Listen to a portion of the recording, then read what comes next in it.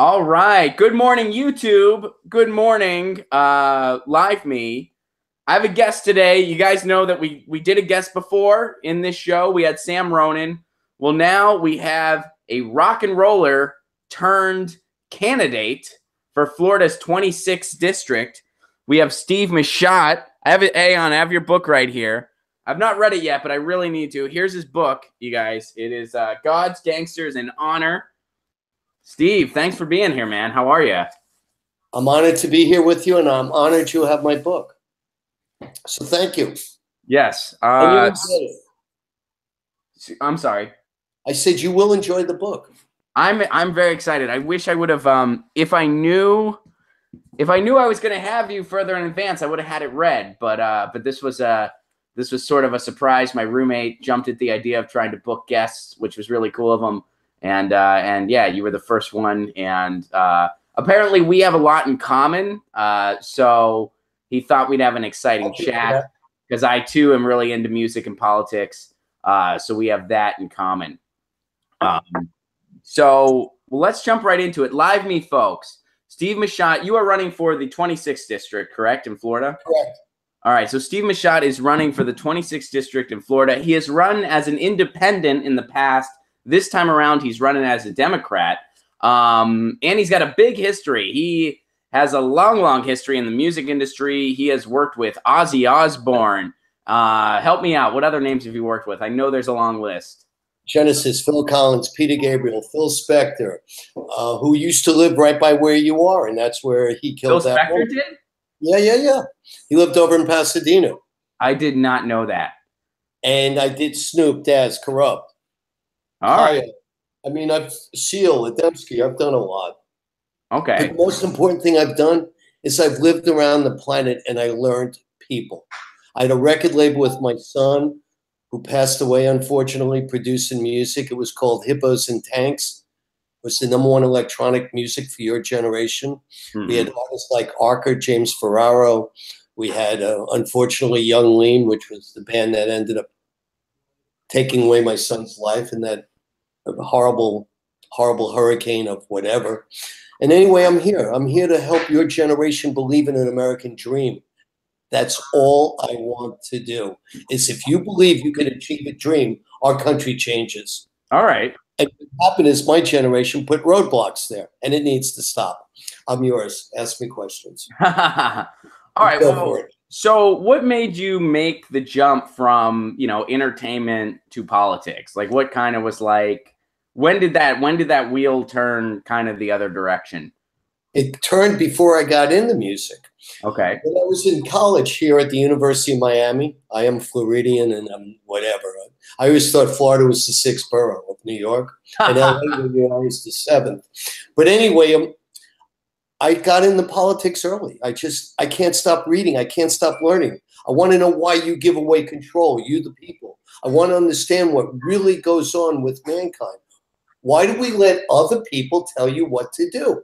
And the way to stop it is through song and dance. When you get people involved in music, it stops. Mm-hmm. Then all of a sudden the flow, we're all vibrations.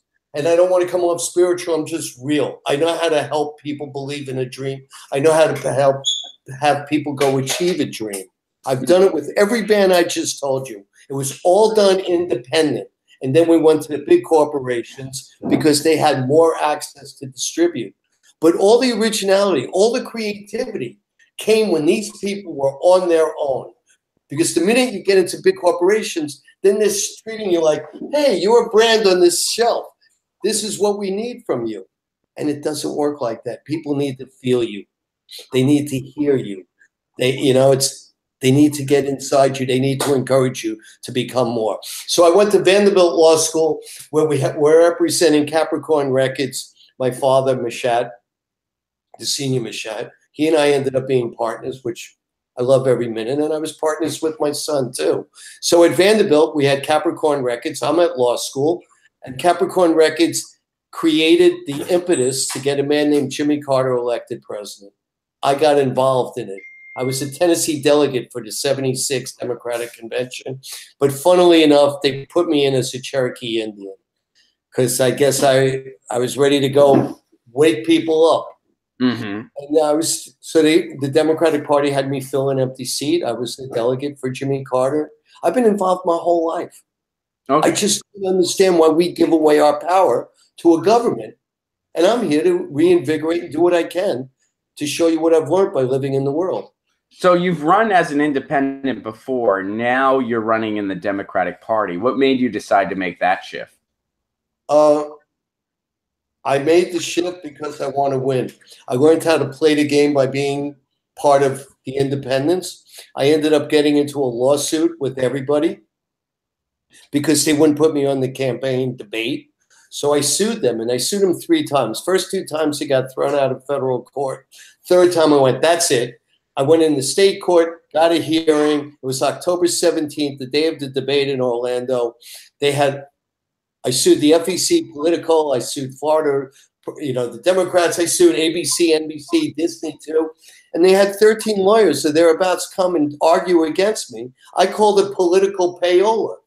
You live in a nation that licenses the airwaves out to they are political, to corporations who then sit and close the airwaves off to you. When I hear net neutrality, I want to throw up. What we need a public broadband. You don't need net neutrality because you're paying another corporation. We need public broadband. We need public space. My lawsuit was based on the following premise. This is political payola. What is political payola? These radios and TV stations are hawking that airtime if you give them money. The people need to know who's running for their campaign. That should be free, like it is in other areas of the world. Instead, it became like what we said earlier, music. How am I going to get soft cell on the radio? Well, I'll pay to get it on the radio. That's the truth. You pay with advertising ads, or you pay DJs. You do all these things, and that's what really goes on. So I sued to get on it. They thought I had a novel expression. I called it political payola. The judge kicked it up to the next court, but the truth is I was out of time because the debate went on anyway. They didn't hold the debate. And what am I going to do? Because the disaster of my campaign was over. I couldn't get on the radio before November 6th. They kept me off. So that's why we have a political parties, Republican and Democrat, that own the airwaves. So you have to do what they say. They tell you to go run for office so you can get donors. Donors to do what? Buy public airtime that these stations are hawking out? It needs to stop. Yeah. It so badly needs to stop. I'm asking America, let me be your sword. Let me be your shield. I want to protect you like I have my artists. I will help us. All I want to do is serve people. That's all I want to do now. Well, I mean, the analogy is a good one because I tell people, look, when you turn on the corporate media, when you turn on MSNBC or CNN, and you see these ads for the oil and gas company every third commercial, they're not trying to get the word out. They don't have a message that they need you to hear. They know you're going to put gasoline in your car because that's what makes it go. They're buying favorable coverage. They're buying the fact that when something like DAPL happens, these media outlets aren't going to talk about it. They're buying the fact that when an oil spill happens, they're going to marginalize it. They're buying the fact that the media is not going to talk about fracking. Just like Comcast is buying the fact that MSNBC isn't going to give you an honest report on what net neutrality really is or why we need to take back our own broadband to permanently fix this. So can I pause you for a second? My computer battery's about to go out, so that's why I'm looking around. I'm going to go on my phone to get on Hangout. That's, I guess, what I have to do. All right. But no, I can still talk to you. All right. So, folks on the live feed, for anyone just tuning in, you guys get to ask Steve Machot questions. This guy is a music producer who's always had the political bug going on. Now he's running in Florida's 26th district. He's running as a Democrat, and he is yours. He's worked with everybody. He's worked with Phil Collins. He's worked with Ozzy Osbourne. He's worked with, the list goes on and on, Phil Spector even, which, man, I could probably ask you questions all day about that one. But that's what we're dealing with. He's got to go fix something on his phone right now to fix his battery. I'm right here. I'm getting it on the phone. So we got 6 bars left. So let's keep going. What do you got for me? So tell us a little bit about your race. Anyone that's not familiar with your specific district, who are your opponents? What do you bring to the table platform-wise? I bring a fight, the fight that's within me, the fight to protect the people. I am not taking corporate money. I will not do that. Nancy Pelosi and the DCC ran someone against me that's no different than Deborah Wasserman Schultz. And I think it's a crime to mankind, because Donald Trump became our president. But for him to become our president, the Democrats had a lot to do with it. They ran a woman, Hillary Clinton, who was a great woman, but you know something? She's past the prime. She didn't have a message, and people your age didn't resonate around it. It was a pop music campaign, and there was no song. There was no hook. You didn't believe it. You didn't get involved. Donald Trump, on the other hand, ran a country music campaign of hate, picking on people, and being a big bully. That's all he is. And you know something? No, but it's true, right? It's very true. No, it is incredibly true. Johnny Paychecks, take this job and shove it. That's what he did. And Hillary didn't have a message. And I tell people this. So now Nancy Pelosi, who God bless her, she served America great. Charles Schumer, another one, did great. They need to be retired. We need term limits. I agree with the second part of that. I agree with the they need to be retired part. They need to be retired. Yeah. No, and more importantly, they say, well, the Constitution. I tell people the Constitution was written in 1788. Yeah. Your lifespan was 40. I'd be dead. That's why there was no term limits. You didn't live past 40, and if you did, you were blessed. They thought that's the way it was supposed to be. Yeah, no, I agree with you that the old guard really needs to go. I think the Democratic Party is broken beyond repair, but I certainly support the idea of trying to infiltrate it from within, because we got to try everything. I need your generation to back me. I need your generation to support me. I'll be your band leader. I need to make you believe in America again. America's the greatest land. I've lived in 65 nations for doing some music.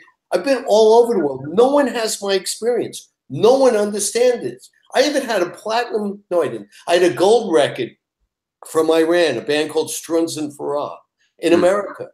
And I say that only to make you smile, which you just did. I love being able to protect people.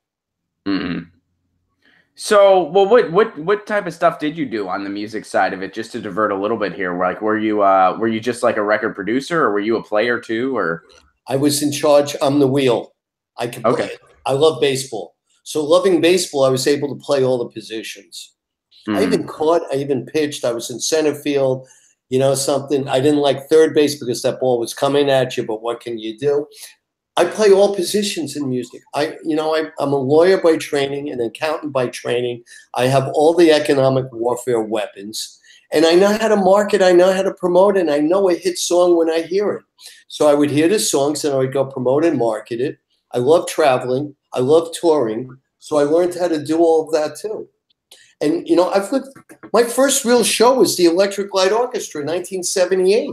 We had a laser show that went on everywhere. It was the Out of Blue show, Out of the Blue tour with ELO, and basically it was the spaceship. The spaceship would land. They would come out of the spaceship. And what I would do next is I would just keep it going. I would keep it going. You know, I did the New Edition where we had the magicians because we didn't have a full show. I did the New Edition tours. I did Bobby Brown.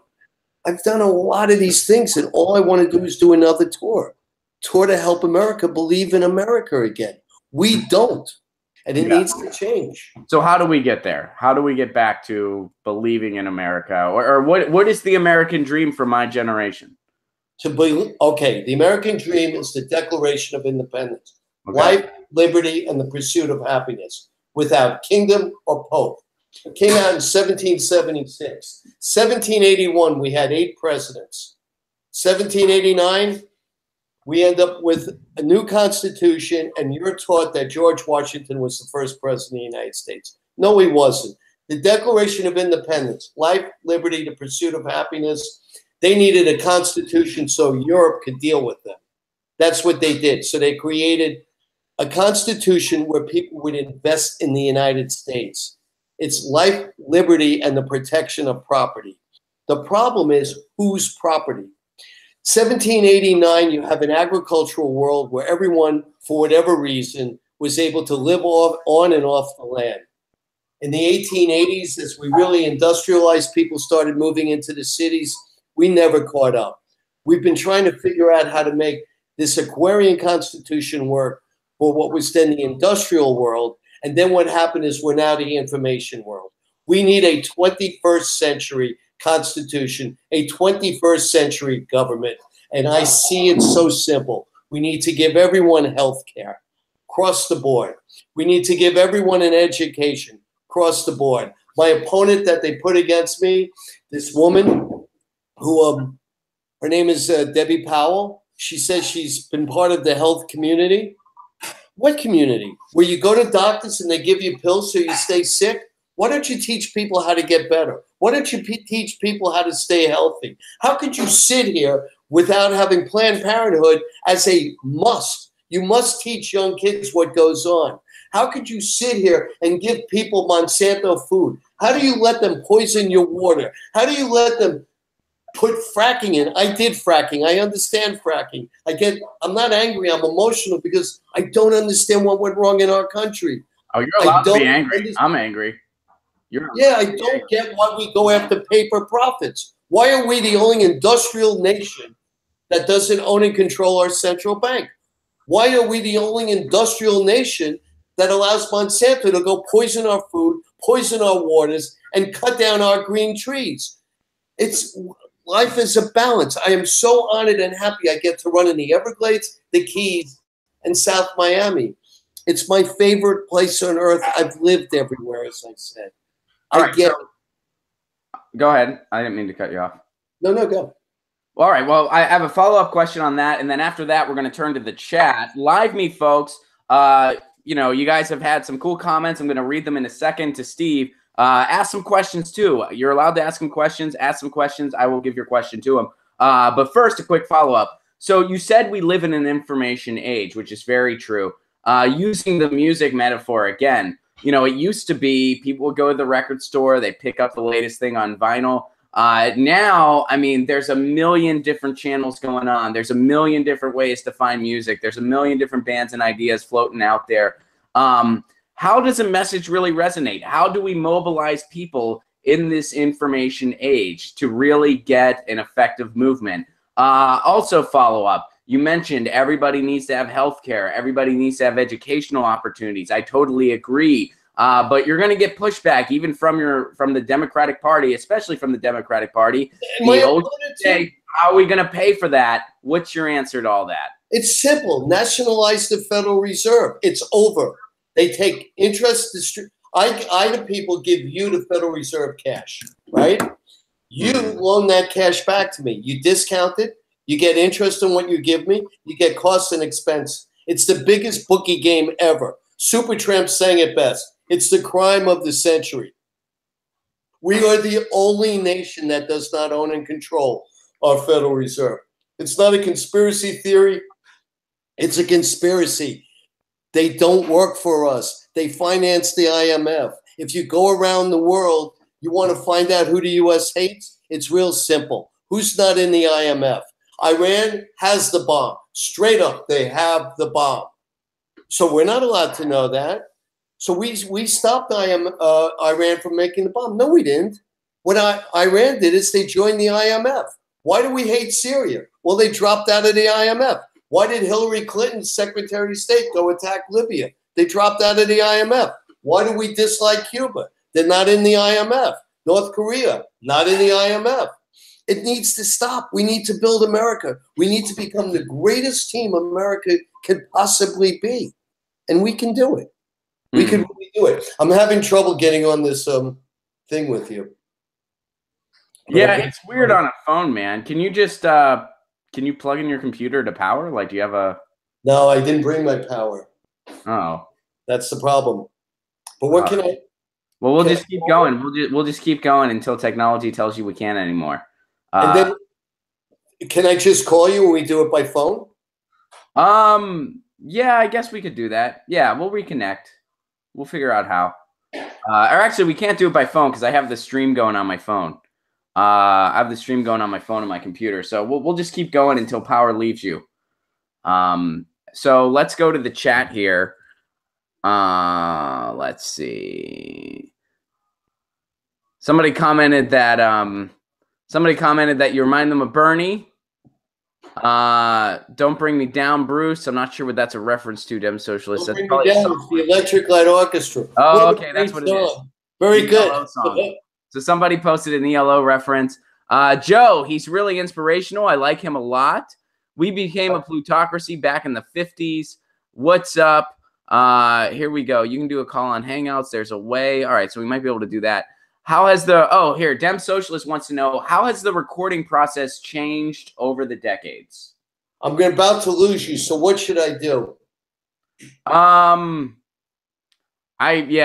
think there's a way I can send you an invitation. I'm not sure. I wasn't prepared for, that happening. So let's just take this question, and then when you lose me, you lose me. How has the recording process changed over the years? It's become digital. It used to be done. Anyone could record their own music. We have open access, so there's more music than ever. There's no. We used to have a built-in censorship where people would sit and audition the music, and then they would figure out how to play it or not play it. And there's because of my father, when I grew up in the business, my father, he used to bring me around. I remember meeting Quincy Jones in 1964 when he was producing Leslie Gore. I watched him produce the song "It's My Party." Phil Spector. There it is. All right, we lost him. He was going to tell a Phil Spector story too, which is kind of a bummer. I wanted to hear that, but life goes on. That's it. All right, guys. So that was Steve Machat. I hope you guys enjoyed it. But we're just back to the regular show for the rest of today. So it's totally awesome. Wish I could stay longer.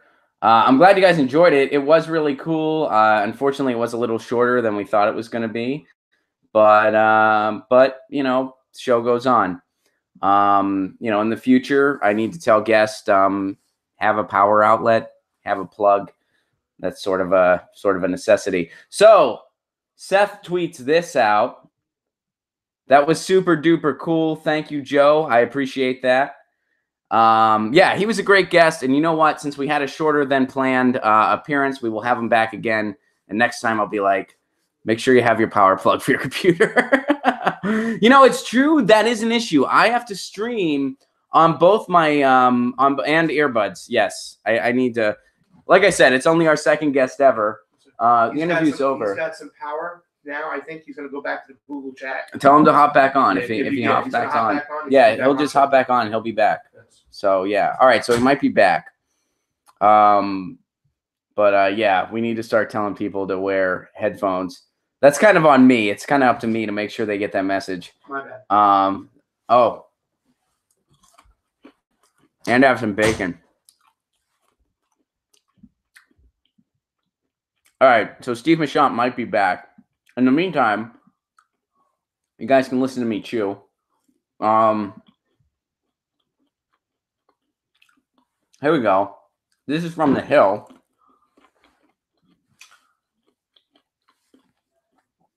Chow and Davos. Those who don't want to listen to Trump can leave. Transportation Secretary Elaine Chao said Wednesday that critics who don't want to listen to President Trump when he attends the World Economic Forum's annual meeting in Davos this week can leave. All right. Davos should feel very flattered that he has chosen this as a forum, Chao said in a panel discussion. Those who don't want to listen to him can leave. So I guess people have complained that Trump's speaking at this. Dem Socialist says, I hope everybody walks out on him. That'd be hilarious.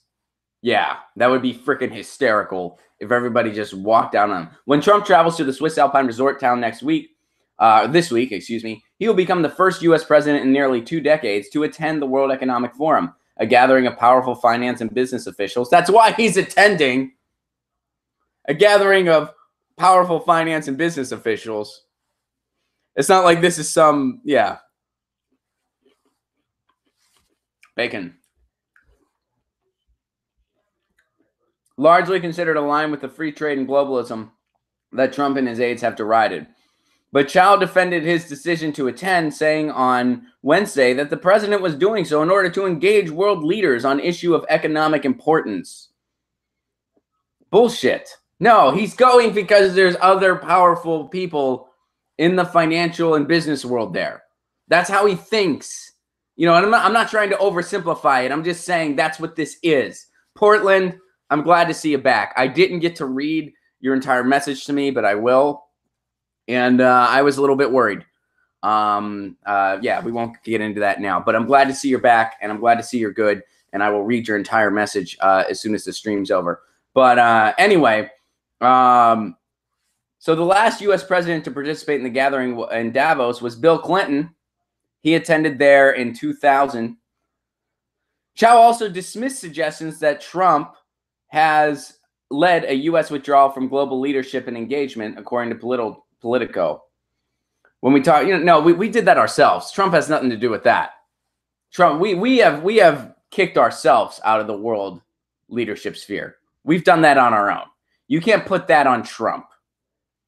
People want to. People want to blame Trump for literally everything. And, I dislike Trump as much as the next person. I think he's an awful president. I think he's a terrible leader. I think his policy ideas, which are just Republican policy ideas, by the way. Yeah, they're horrible policy ideas. They're terrible.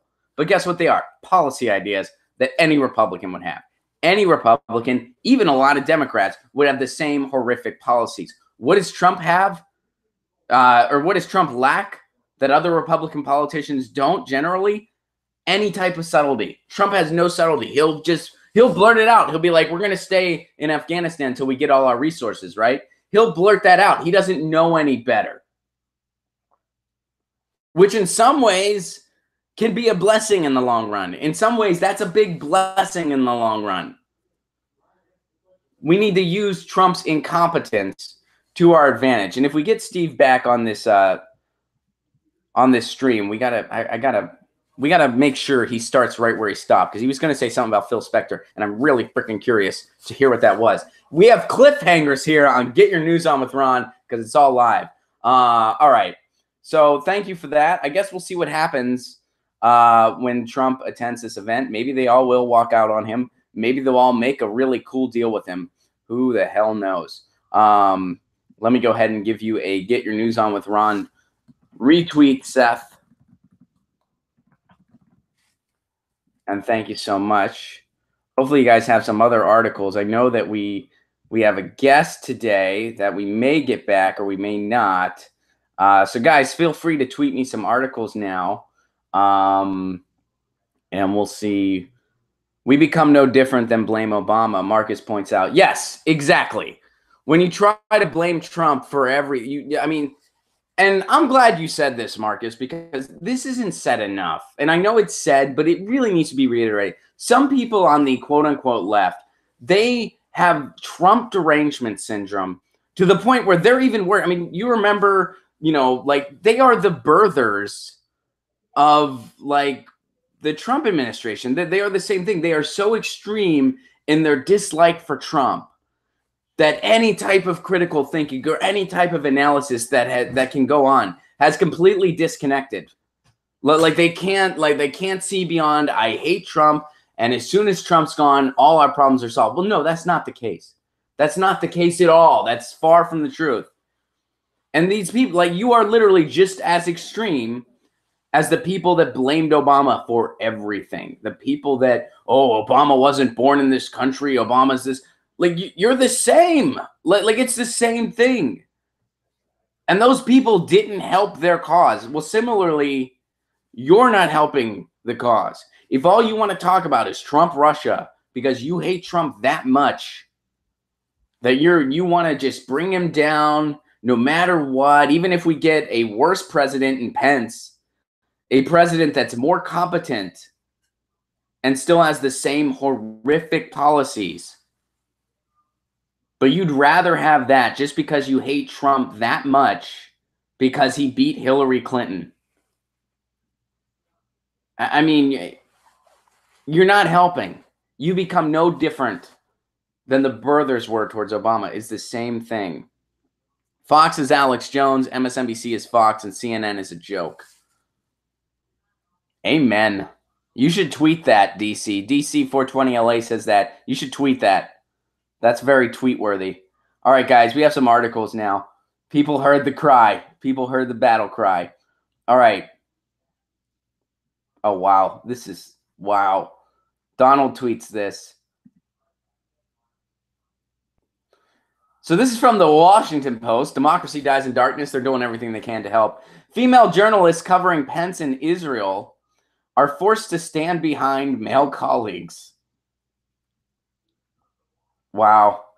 If there's one thing female journalists covering the trip of Vice President Pence to Israel will remember, it is the special treatment they received, first by Israeli Prime Minister Benjamin Netanyahu's security detail, and second, and their unique vantage point while covering Pence's visit to the Western Wall on Thursday. At Netanyahu's office on Monday morning, a visiting female journalist from Finland's state television was asked to remove her bra during an overly zealous and demanding security check. When she refused, the journalist, who is of Palestinian descent, was prevented from covering Pence's news conference with Netanyahu.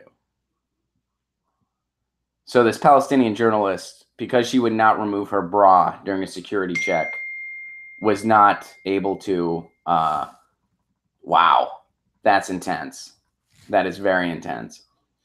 Then on Tuesday, female journalists were particularly perturbed to discover they had been relegated to covering Pence's spiritual stop at the Western Wall, one of Judaism's holiest sites, from the other side of the fence.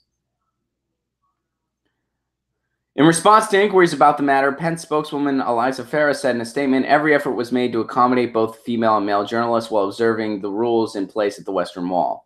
The Western Wall, the outer wall of the raised esplanade that is called the Temple Mount by Jews and Al-Haram, Al-Sharif by Muslims, is currently under the authority of the ultra-Orthodox Jewish Western Wall Heritage Foundation.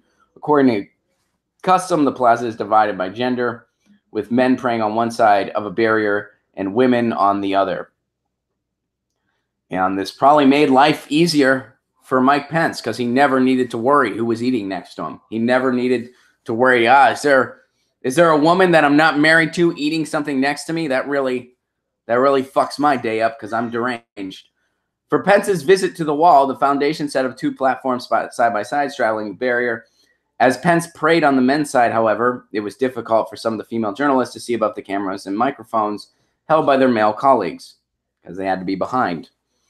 You know what? That's really a bummer. That's really. And I feel like that's like not, I mean, that's pretty bad. That's pretty bad. These are journalists. These are journalists doing a job. They should all have equal access regardless of their gender. That's absolutely ridiculous. And the fact that a woman was forced to remove her, or they tried to force her to remove her bra and denied her access when she didn't. That is beyond unacceptable. That is not necessary for a security check. Not even close. And I shouldn't even need to say that. That shouldn't even need to be said. Wow.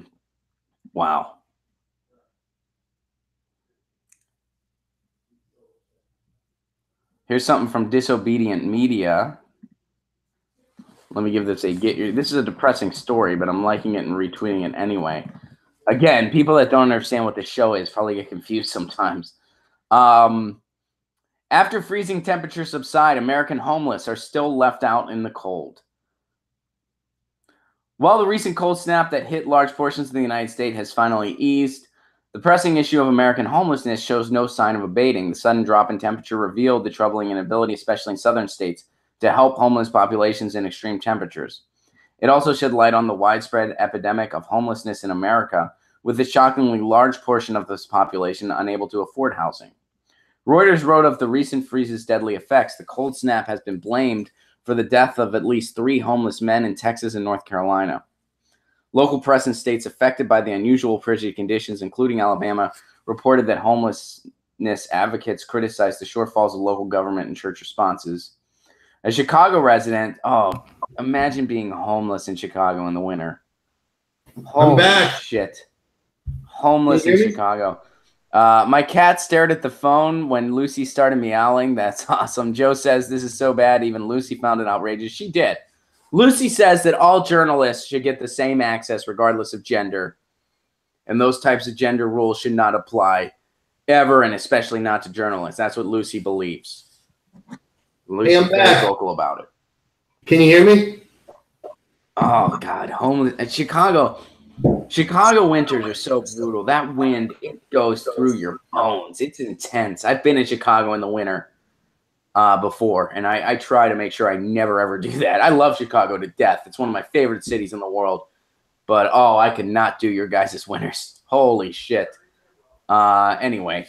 The camera doesn't work. So, a Chicago resident who provided overnight cots. What? He should be back on. He should be back? All right. I'm back. Can you hear Let's me? see here. Yeah, it looks like we got someone coming back. I'm here. That's Rebecca, so maybe he's on someone else's. No, Turn the camera the other way. Turn the camera the other way. And if you got headphones, put them in as well. All right. So homelessness is an escalating problem in the U.S. that nobody talks about. Did you ever notice, like, we never hear shows like this are the ones that talk about homelessness? Shows where it's a dude streaming on YouTube and a streaming app. What's it showing? We're the ones that talk about homelessness. The corporate media doesn't talk about homelessness. No politicians talk about homelessness. When was the last time you heard of? I'll put it to you guys in the chat, the live me chat, because I can see it. Unfortunately, YouTube, I can't see you guys in the chat. Other people are monitoring that. But when is the last time you heard a politician talk about homelessness on the national level? I'm sure, like a city official or something like that, maybe even a mayor, if you're lucky, they'll talk about homelessness. But when at the national level have you heard a politician talk about homelessness? I can't think of a situation. Can you see me? I'd like to think I watch a fair amount. I can't think of a time where I heard anything on homelessness. We don't talk about it. We just make more of them. That's what we do. That's what we do. We make more of them. Okay. Another family of 5 from Johnson City, Tennessee, is homeless.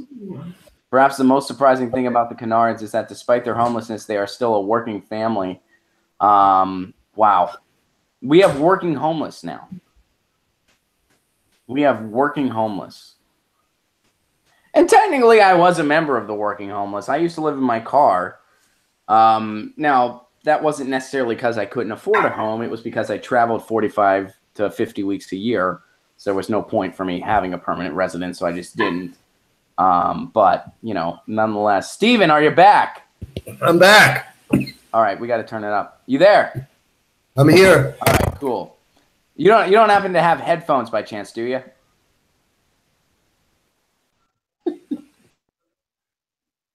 I'm looking at your shirt. I'm not looking at your face.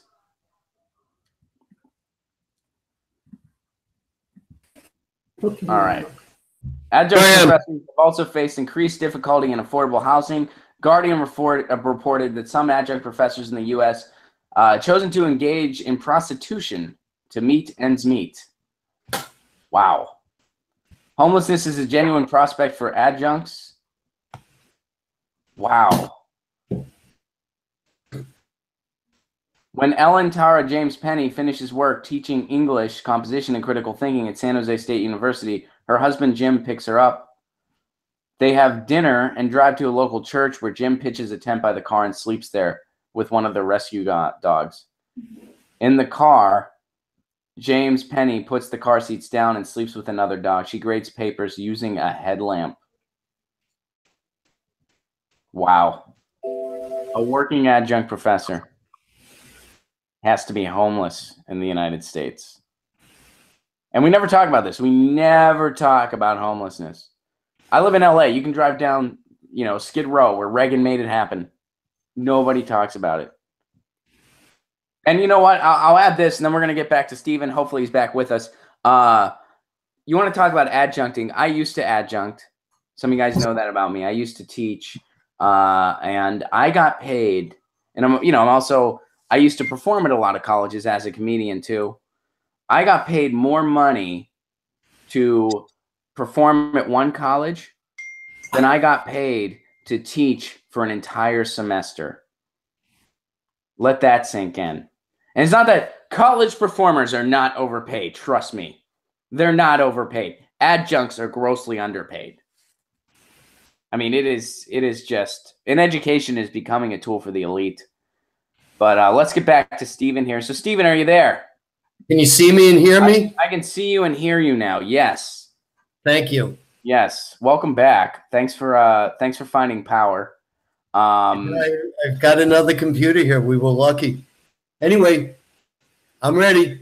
So I want you to pick up right where you left off because you were saying something about Phil Spector right before we lost you. And I kind of wanted to hear what that was. The question was about the difference in music then and now. Yeah, someone asked about, Dem Socialist asked about the recording process, how it has changed. You said, of course, it became all digital, and you were going on something about Phil Spector. Well, Phil Spector taught me how to produce. He was one of the first people to teach me how to produce. And it was all live instruments.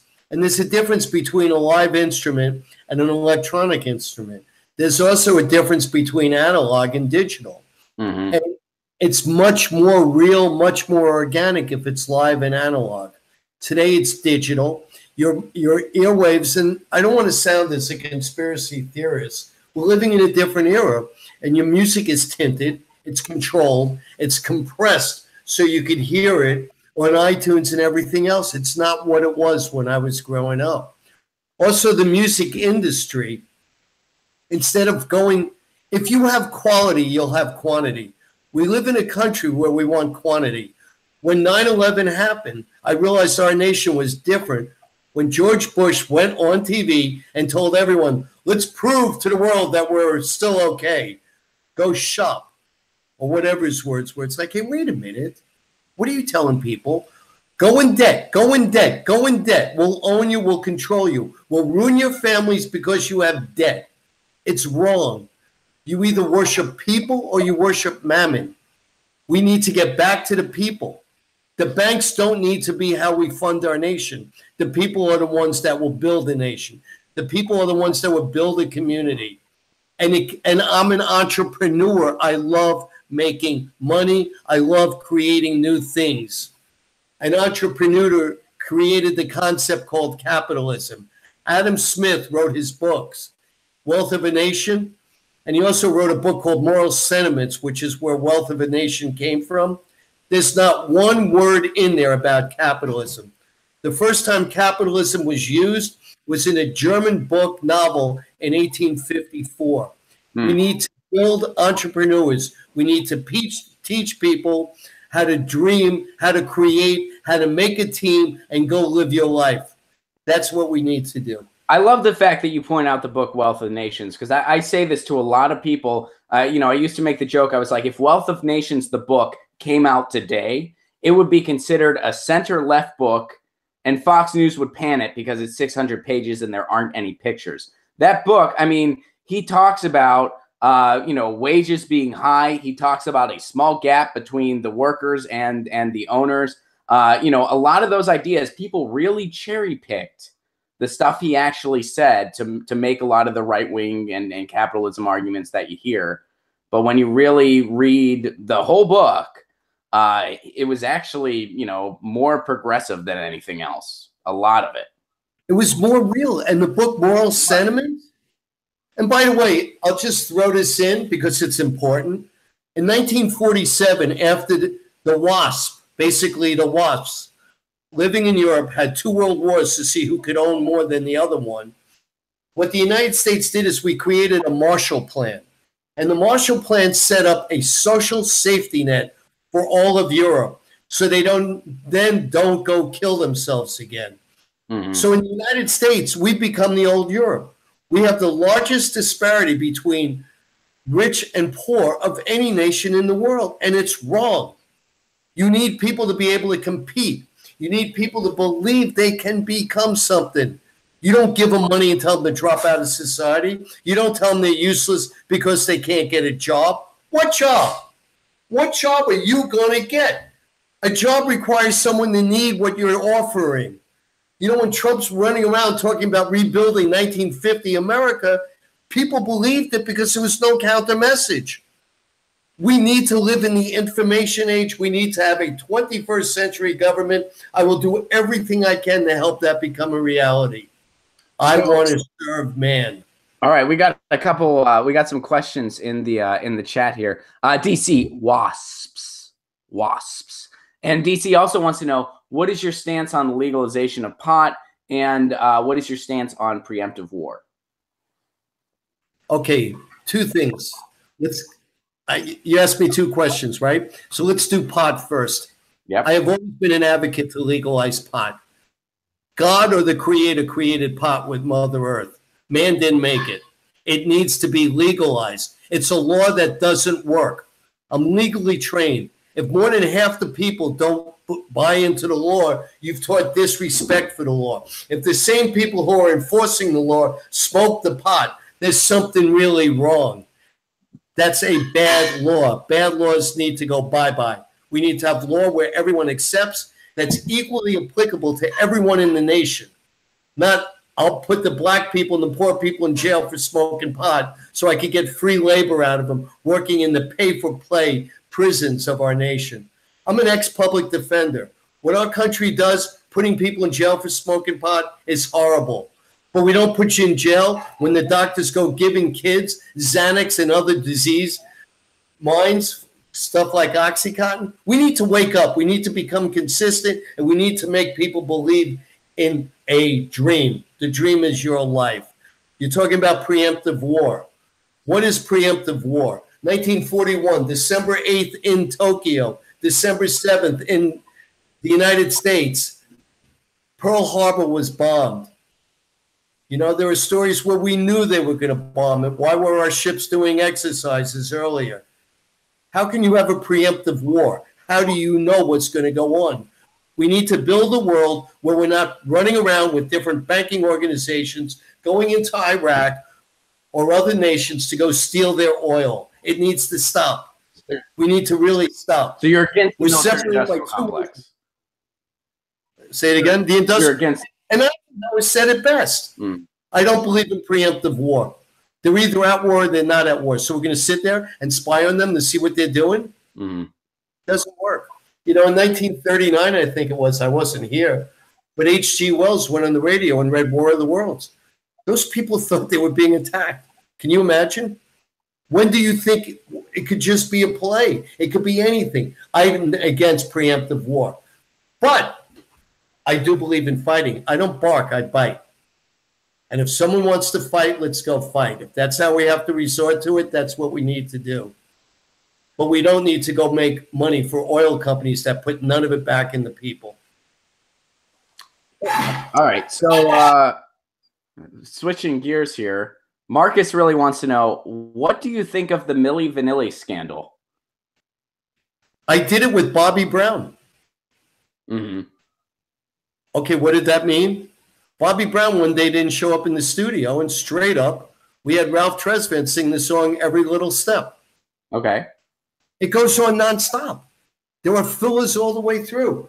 You know, like the Kinks and the Who, Shel Talmy used to fight with them, who was the producer and didn't find him, but he made them successful. You fill it in. The recording doesn't mean that's really who they are. Milli Vanilli became the front for it, and that's what they did. Cool. Thanks. Let's see here. Sorry, I'm scrolling the chat to see if people have some questions for you. Which, by the way, guys, over on the live meet, please do submit your questions. We got him back. Our guest is back. Steve Machot, rock and roller, turned candidate, running for Florida's 26th, wants to represent all Floridians. And so you mentioned that you have experience with fracking. Could you embellish on that a little bit or expand on that, please? In another incarnation in my life, I was doing oil, gas, and software leasing contracts, and I helped create a form contract for fracking. It's real simple. How do you share the money from the gas that you're unleashing on Earth?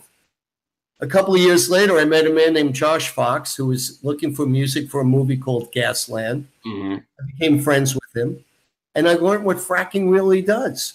And I ended up in Scranton, Pennsylvania, where I had a radio show once a week. And I saw these people. giving fracking companies under the guise that they're small businesses, which wasn't true. They would give them access to their land, and they would go in their land. And I'll give you an analogy, and I'm just being straight up. It's like me putting dynamite in your body to blow it up so I could get you to fart, the gas from the fart. That's what they capture on Earth. But I just blew up your body. If you go under there and you're blowing up gas and you're going to capture the gas, you've unleashed energy that ends up in our water, ends up in our food, ends up in the air, and it will kill us. And we sit there and we let it go on so these companies have something to go sell around the world. We don't need to do that. There's a reason it's buried. There's a reason it's dinosaurs. It's buried. It's not for surface or for air. It's below us. It needs to stay there. We are not bigger and better than nature. We are nature, and we're rooting the earth. And you know what the earth's going to do to us? It's going to get rid of us. It will change the composition that creates the balanced life that allows us to live in these earth bodies and live here on earth. I get it, and it's so simple. There's no magic. We're here as visitors. The Native Indians taught us that. We're here to make sure Earth's here for our future generations. And you don't need to go around the world selling gas that you took from Earth and poisoning the people of Earth. It needs to stop. No pushback here. Yeah, I think you nailed it. I think you pretty much nailed it. So Dem Socialist wants to know, what is your stance on nuclear energy? I think it's dangerous. I would go solar instead of nuclear. Nuclear energy creates a different balance here on Earth. It's dangerous. We're balanced. It's that simple. It's like we're a piano. We're living here, and this piano is balanced. It plays notes from A to G, and if you put nuclear energy here, you may be making notes H, I, and J, and it will change the world that we know. Mm-hmm. And you know something? I don't know, but I've always thought that Atlantis brought in nuclear energy and blew it up. That's what I've always thought. So, well, getting back to solar, then, do you have any plans like should you get the position in Florida? Like are there any kind of solar energy propositions you're looking into? Any type of ideas that you're looking into with that? 100%. We need to go solar. If I was in charge of the United States after the hurricane,